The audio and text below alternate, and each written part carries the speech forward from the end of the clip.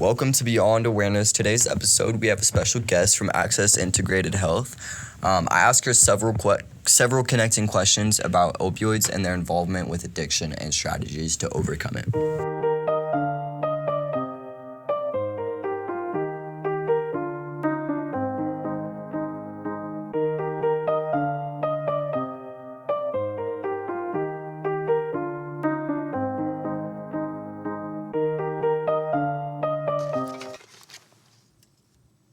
Okay, I think we can start now. Cool, let's do it. So, can you tell me a little bit about your role at Access Healthcare and how it connects to addressing opioid addiction? Yeah, absolutely. So my name is Farrell White. I work for Access Health System as a peer recovery coach. So what the peer part of that means is that I have some lived experience with the things that these folks are dealing with.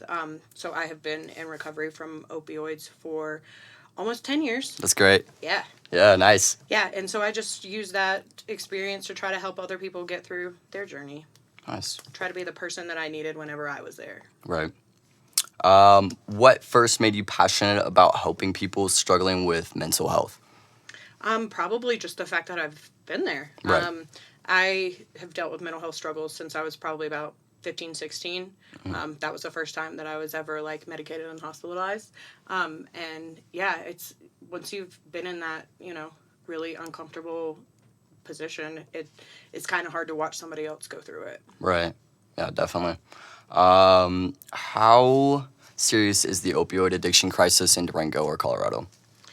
So Colorado statistics are not really higher than the national. Right. And Durango specifically isn't particularly a hotspot or anything. Right. I'd have to go double check to get the most recent data, which is 2023, unfortunately. But in 22, La Plata County had 18 overdoses. Yeah. So, that's still 18 people that are not with us anymore. Right. But 18 compared to, in Denver, it's in the hundreds. Yeah. I think I did some research the other day. It was saying 3 people a day in Colorado are dying from fentanyl overdoses right now. I believe it. Yeah. But that is very helpful. What are some common misconceptions people have about opioid addiction? That it's a moral failing. That's really the biggest one, and that's what causes the most stigma, in my opinion. Addiction does not discriminate. It can happen to anybody. It can happen to any age, any race, any income level. And so, yeah, you really can't... You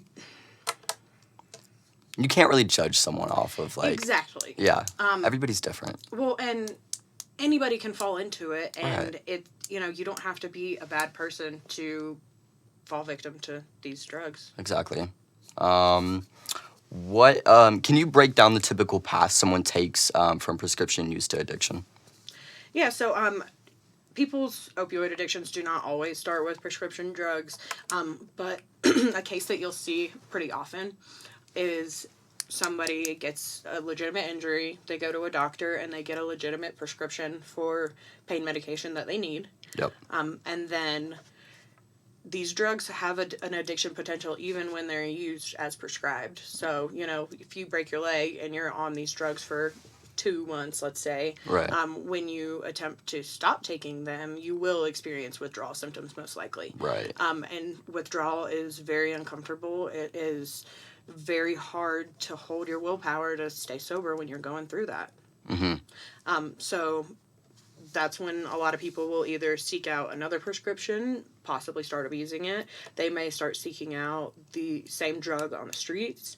And then ultimately, when they can't find that drug anymore, typically people go to the illicit substances. So illegal fentanyl and heroin. Do you think people that get prescribed opioids and they go out on the street and try to find something, but they can't really find something, do you think that they would try to ask their family or friends next? It depends on the relationship. Yeah. I know families where the whole family uses together. Mm-hmm. Personally, I hid all of that from my family. Mm-hmm. Obviously, it kind of shows itself eventually, but Yeah. I hid all of that from my family. So typically that's when, people either make new friends that are they're using friends, or go to somebody that, I mean, think about it. If you were trying to get drugs, you know who you think would probably be able to help you. Right. So that's kind of where they'll typically go next. Mm-hmm. And then, ultimately, whenever you're in that scene, you make new connections. Yeah. What steps does Access Healthcare take to help individuals overcome opioid addiction? So one thing that I really love about Access is that we are an integrated healthcare model. So in our Durango Integrated Healthcare building over on the river, we have dental care, primary care, and behavioral health care. So it's really cool to be able to kind of treat the whole person. One thing that happens with a lot of drug use and with some of the medications that can help you get off of these drugs are it can really mess up your teeth. Okay. So somebody could come to me and try to have a session to talk about their addiction, and they can't focus because their teeth hurt, or they're Right. hungry because they can't eat anything because their teeth hurt all the time. Yeah. So before we were in this building, I would have to send a referral to a different building and hope that this person followed through. Yeah. And it kind of never get any resolution on that. Now, if that were to happen, I would walk upstairs with them and make them an appointment, and then we know that it's happened. If they Right. can't get to the appointment, I'll help them get to the appointment. So that part's really cool. And then as far as opioid addiction, we have a pretty comprehensive behavioral health team, and then my role specifically is exclusive to opioids and some stimulants. Okay. So just having me in-house is also a thing that they do to try to help that. That's great. What types of treatment or therapies have you seen work best with addiction in cases like that with opioids? Different things work for different people. Yeah. So I would definitely say evidence-based models are the most effective. Some of the common ones that you'll see are cognitive behavioral therapy and dialectical behavioral therapy. Those are very common, as well as we have an IOP program, which is intensive outpatient. So folks that are in that program, they come to us 4 days a week for about 4-ish hours. So it's a really intensive treatment. What was the second one you said? Dialectical behavioral therapy. Dialectical behavior therapy. Could you explain that a little bit? Yeah, so that is, DBT is basically the concept that things aren't black and white. There are areas of gray. It's hard for a lot of people to find those shades of gray when they're in certain states. It's either right or wrong, left or right. There is no other option. So yeah, just kind of teaching people that there is a middle ground and not everything is absolutes. That's great. How important is mental health support and recovery process? In the recovery process? I think that it's crucial. Yeah. While there are definitely people that just suffer from substance use, typically, in my experience, people begin using drugs to escape uncomfortable feelings. So that may be trauma. It may be something that they're currently going through. It could be all kinds of things. But in my experience, if you don't treat that underlying mental health concern, no matter how much substance use therapy you do, you're still gonna have an issue. You're still gonna be running from something, trying to escape from something. Right, trying to feel that. Yeah, you might switch from one drug to another. You might switch to, it might not be drugs. It could be gambling. It could be promiscuity. It could be all kinds of things. Definitely. How do you support patients through withdrawal and detox? So Axis has a regional crisis center over by Mercy Hospital. That includes our detox unit, where folks can go in and they are under medical observation, just to make sure that they're all right going through this process, because it can be dangerous with some drugs. Yep. And in the event that someone needs some medication, whether it's comfort meds or something is really going wrong, they can help them, coordinate and just go right to the hospital. It's right there. Right. Yeah. So in the event that somebody was, detoxing and didn't know what to do, I would go and take them there if they were in a state to be transported. Otherwise, I would help them get there however they needed to. Definitely. That's great. Do you think, here, just a real quick, do you think Access Healthcare is different because it's more personal? Connected to that person, that individual?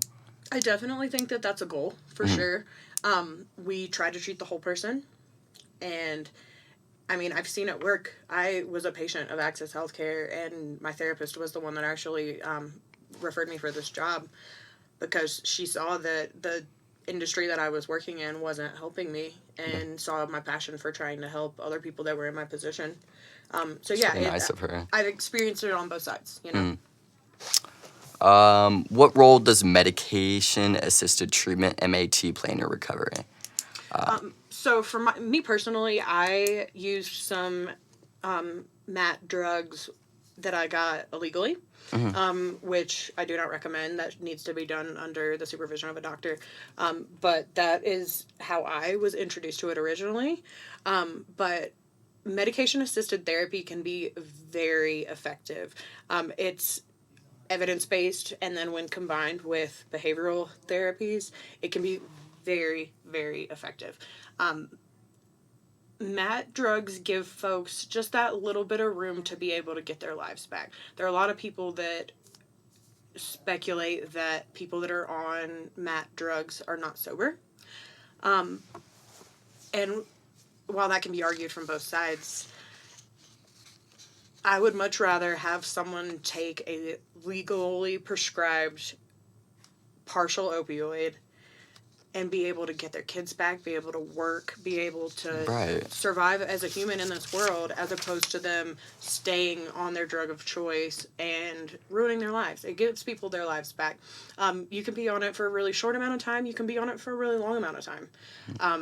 And yeah, it just gives people that little bit of support so that they can control these cravings and these habits. They're hard habits to break, and the cravings and things like that, your brain gets to a point where it's a compulsive act. You honestly cannot. It's dependent on that, yeah. Yeah, you cannot control your use once it gets to a certain point, like brain chemistry wise. Yeah. How crucial is family or community support in someone's recovery process? It's different for everybody. I mean, it can be very important, but I've seen many people that don't have the support of their families when they go through this. You know, there's a lot of stigma still around about drug addiction, especially when it comes to opioids. So sometimes people don't feel comfortable leaning on their family in those times. And if anybody's in that situation, there are multiple communities in Durango that are more than happy to support you through that. Is there like kind of like groups for that or anything that you know that other organizations put together? Yeah. Let me drop all the facts on you real quick. So if you are looking for like a group therapy with a therapist, we have that at Access. If you are looking for a recovery meeting, they have AA and NA meetings at the Alano Club every single day. Then they have Advocates for Recovery Colorado does on Thursdays. They have an all recovery meeting, so everybody, no matter what your pathway is, whether you're trying to, moderate, whether you're trying to go completely sober, whether you're on MAT drugs, whether you're white knuckling it, everyone is welcome there. It's Tuesdays at 5:30 at the Keller Williams building on Main and 7th. And then Young People in Recovery does a meeting on Tuesdays at 5:30 at the Holiday Inn. That's what it's called. Holiday Inn here on 160. And yeah, if you are in need of support, please reach out to any of these organizations. There are amazing people that work at all of them that are more than happy to help. What can people do to help a loved one struggling with addiction? Stay patient and stay compassionate. Trust me, your loved one is just as fed up with their crap as you are. So don't try to come from an informed place so that you're not causing more harm. I've seen a lot of places where people either are traumatized or re-traumatized by their recovery journey when they include, people that saw them through the thick of it. Yeah. What kind of outreach programs does Access Healthcare have in place for addiction prevention or recovery? Outreach programs? So I do outreach events pretty regularly. One of the places that I really enjoy doing outreach is at the Durango Farmers Market. I found that I can find a cross section of our community there that I don't typically interact with. So it's really great. I've had some really amazing conversations. I see somebody walk by my booth and I say, "Hey, do you, have naloxone in your car or in your house? Do you know about this problem?" And a lot of times people's first reaction is, "Oh, I don't do drugs. I don't know anybody that does drugs. I don't need that." No. Well, first of all, you're wrong. You definitely know somebody Yeah, that you does definitely, drugs. yeah. And second of all, that's not the point. It's going to take Right. our whole community to actually change and save people's lives. Exactly. So I've had some really great conversations where people kind of come to understand why they should care. And yeah, that's been an amazing thing to do. But any events that we have around town, I try to go do a booth at and just go talk to people. We additionally have an outreach team that does work with our unhoused population, which oftentimes overlaps with our addiction population. Right. So they go out on the street and go talk to people.